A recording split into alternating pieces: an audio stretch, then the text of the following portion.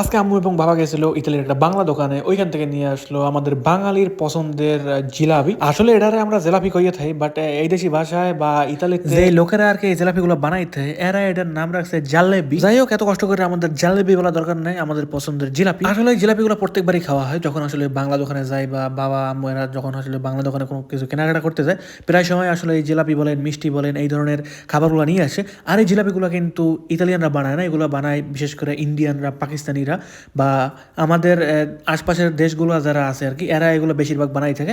ওই দেশ তো কিন্তু ইতালিতে আসে না, ইতালিতেই এরা আসলে এগুলোর ব্যবসা করে বা এগুলো বানাই প্রত্যেকটা বাংলা দোকান, ইন্ডিয়ান দোকান, পাকিস্তানিদের দোকানে সাপ্লাই দেয়। এরপরে আমরা যখন আসলে কোনো কিছু কেনাকাটা করতে যাই এবং যখনই চোখের সামনে পড়ে, তখনই কিন্তু এই ধরনের জিনিসগুলো কিনে আনি। আর এই দেশের এই জিলাপিগুলোর প্যাঁচ কিন্তু খুব একটা বেশি সুন্দর না। আমাদের দেশের জিলাপিগুলো যেমন ঘুরাই ঘুরাই ঘুরাই ঘুরাই গোল গোল গোল গোল করে বানায়, আসলে এই দেশের কাহিনীটা ঠিক এরকম না। এই দেশের এগুলো সোজা সোজা বানাই দিতে, কিন্তু স্বাদ কিন্তু কোনো অংশে আমাদের দেশের থেকে কম নয়।